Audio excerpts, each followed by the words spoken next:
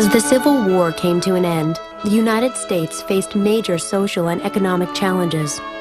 Both the North and the South needed to rebuild. But problems in the South were greater. The South's economy, based on slavery, was dead. Many questioned what would happen to the nearly 4 million freedmen. Before his death, Lincoln introduced a plan for reconstructing the South. He had hoped to lay the groundwork for rebuilding the shattered land. Lincoln favored a soft approach to the South, but leaders in Congress known as the Radical Republicans wanted a stricter policy to prevent Southern planters from regaining control of their governments. Congress created a new agency, the Freedmen's Bureau. It was meant to help freed slaves find jobs and resolve disputes between blacks and whites.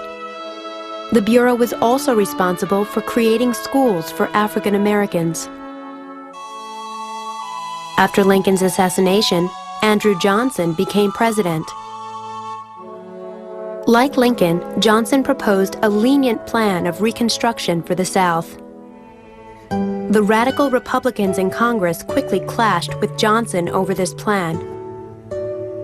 They refused to accept former Confederate leaders into the House and Senate.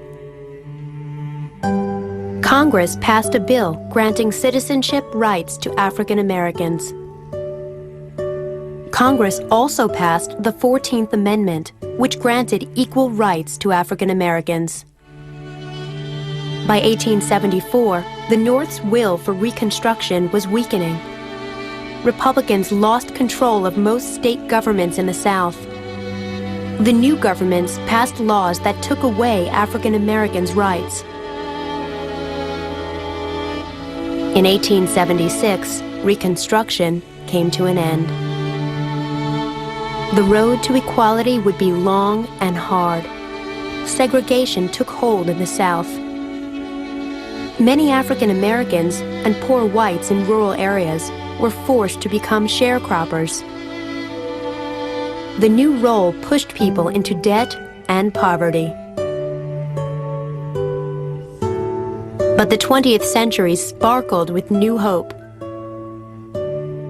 Fueled by the spirit of progress, innovation, and enlightenment.